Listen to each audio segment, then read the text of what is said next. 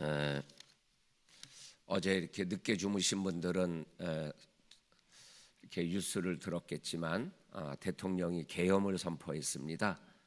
갑자기 이렇게 계엄이 선포됐는데 뭐 특별한 일은 일어나고 있지는 않지만 하여간 계엄이 선포되기 전보다는 정치적으로 좀 혼란할 것 같습니다. 우리 기억하시고 특별히 새벽을 깨우는 우리 성도님들이 하나님 앞에 나라를 위하여 특별한 마음으로 기도를 해야 될 줄로 알겠습니다. 우리 성도님들 지금까지도 우리가 기도하고 있고 기도했지만 더 나라를 하나님께 맡기고 의탁하는 그러한 기도를 저와 성도님들이 해야 될 줄로 믿습니다. 오늘 우리가 읽은 호세아 14장은 호세아서의 마지막 말씀이 되겠습니다. 우리가 1장부터 13장까지 묵상했던 말씀의 핵심은 이스라엘 백성들이 하나님을 떠나고 영적인 음란의 삶을 살아가며 하나님이 가장 싫어하는 우상을 섬기는, 특별히 바알의 우상을 섬기며 정말 하나님이 원하지 않는 삶을 생활하고 있는 그들을 향하여 하나님께서 너희들이 나를 떠났지만, 내가 돌아오라고 얘기하지만 돌아오지 않는 너희들을 내가 끝까지 버리지 아니하고 기다리고 너희들이 돌아올 때까지 내가 너희들을 마음의 문을 열고 기다리겠다라는 말씀이 호세아서의 그러한 핵심적인 말씀, 기다림의 뿌리는 그래도 사랑하시는 하나님의 사랑임을 호세아서는 우리들에게 말씀하여 주고 계십니다. 그러면서 오늘 호세아서의 마지막 말씀에서 이스라엘아 내 하나님 여호와께로 돌아오라, 2절에 말씀을 가지고 돌아오라, 그리고 또한 7절 말씀에 보게 되면 그 그늘 아래에 거주하는 자가 돌아올지라, 이렇게 끝 말씀에서 돌아오라라는 말씀을 반복해서 말씀하시면서 살 길이 하나님에게로 돌아오는 길밖에 없다라고 말씀하여 주고 계십니다. 1절입니다. 이스라엘아 하나님 여호와께로 돌아오라, 내가 불의함으로 말미암아 엎드려 졌느니라. 불의함으로 말미암아 엎드려 졌다. 그런데 이스라엘에게로, 하나님에게로 이스라엘이 돌아가려면 어떻게 해야 됩니까? 일어나야 돌아갈 수 있지 않아요. 그러니까는 불의로 말미암아 엎드러져 있는 이 상태에서 일어나야 하나님에게로 돌아갈 수 있는 거죠. 그러면 불의로 말미암아 엎드려 쓰러진 데에서 여호와 하나님에게로 돌아간다라는 것은 뭐예요? 회개하는 거죠. 회개하는 거. 나는 이스라엘아 하나님 여호와께로 돌아오기를 원하면 불의를, 죄악을 회개해야 하나님에게 진정으로 돌아오는 거다라고 하나님께서 말씀하여 주고 계십니다. 그러면서 2절에 돌아오는데 말씀을 가지고 여호와께 돌아오라, 이 말씀을 가지고 돌아오라라는 이 말씀은 1절 말씀을 얘기하는 거예요. 하나님께로 돌아오라는 말씀을 가지고 하나님께 돌아오라라는 말씀이 되는 거죠.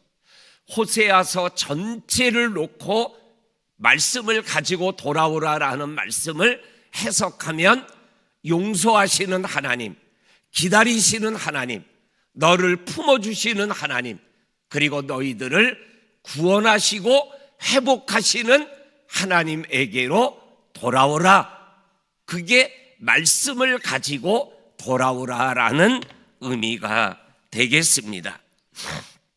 그러면서 1절에 나오는 불의함이라는 단어가 2절에 또 한 번 나옵니다. 여호와의 말씀을 가지고 하나님에게로 돌아와서 말하기를 모든 불의를 제거하시고 선한 발을 받으소서. 모든 불의를 제거하시고 선한 발을 받으소서. 이 말씀은 또한 2절 끝부분에 입술의 열매를 주께 드리나이다, 이렇게 말씀하여 주고 계십니다. 나는 모든 불의를 제거하고 그리고 수송아지 대신하여 입술의 열매를 주께 드리는 돌아옴이 되어야 한다 말씀하고 계십니다. 그러니까 모든 불의를 제거하고 모든 죄를 회개하고 하나님께로 돌아오라. 그리고 입술의 열매를 주께 드려라. 요 입술의 열매를 드려라 라는 것은 우리 신약에 나오는 말씀인 회개에 합당한 열매를 맺어라 라는 말씀과 똑같은 말씀이 되는 거죠. 회개는 하나님에게 정말로 합당한 열매가 된다라고 말씀하여 주시고 계십니다. 그러면서 회개하는 회개의 열매가 뭐냐?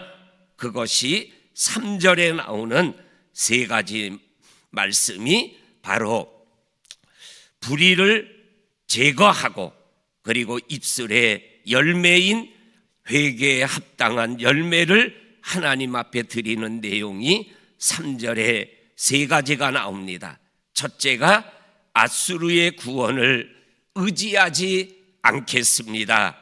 다시 말하면 앗수르를 의지했던 죄를 회개합니다 라는 고백을 가지고 하나님께로 돌아와야 된다라고 말씀합니다.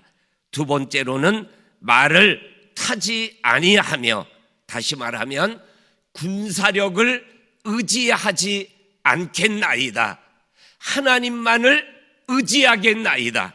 다시 말하면 군사력을 의지하며 하나님을 의지하지 않았던 죄를 회개합니다 라는 회개의 고백이 되겠습니다. 그리고 세 번째로는 우리가 우리의 손으로 만든 우상을 향하여 너희는 우리의 신이라 하지 않겠습니다. 다시 말하면 우상을 섬긴 죄를 회개하고 하나님만을 섬기겠습니다, 이렇게 회개하고 있는 그러한 모습을 우리들에게 말씀하여 주고 계십니다. 오늘 우리가 읽은 1절에서 3절까지 회개라는 단어가 한 번도 나오지는 않지만 회개의 의미를 가지고 있는 단어들이 반복되고 있는 것을 읽어보게 되어집니다. 이 1절부터 3절까지에 나오는 말씀을 유진 피터슨이 쓴 메시지라는 성경을 읽어보면 여기에 회개라는 단어, 참회라는 단어가 반복되면서 1절부터 3절까지에 나오는 말씀을 번역해 놓았습니다. 제가 그 성경을 그대로 읽어드리겠습니다. 이스라엘아, 너의 하나님께로 돌아오너라. 너는 거꾸로 졌지만 아주 끝난 것이 아니다. 참회를 준비해 하나님께 돌아오너라. 그분께 기도하여라. 우리 죄를 없애 주시고 우리의 참회를 받아 주옵시오. 우리의 회개 기도를 속죄물로 받아 주십시오. 앗수르는 우리를 구원하지 못합니다.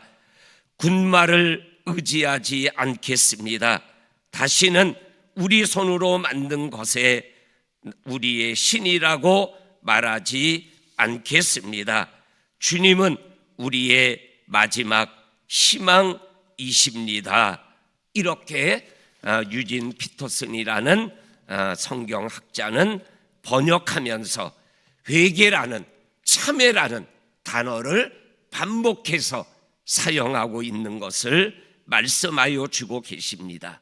다시 말하면 하나님께 돌아오는 길은, 회개하는 길이 하나님께로 돌아오는 진정한 길이다라고 말씀하여 주고 계십니다.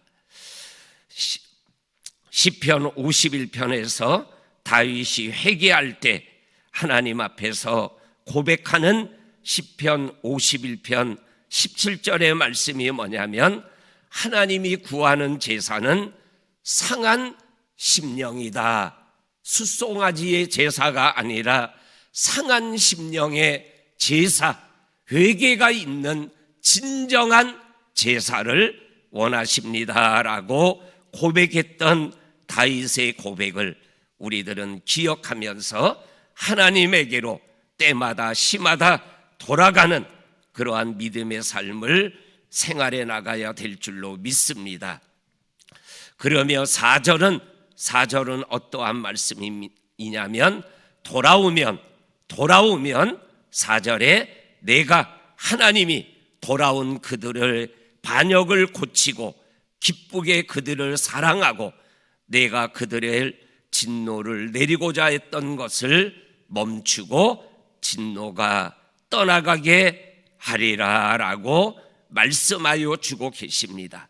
돌아오면 죄를 고쳐주시고 사랑하여 주시고 용서하여 주시고 진노를 떠나게 하여 주시겠다라고 말씀하여 주시고 계십니다.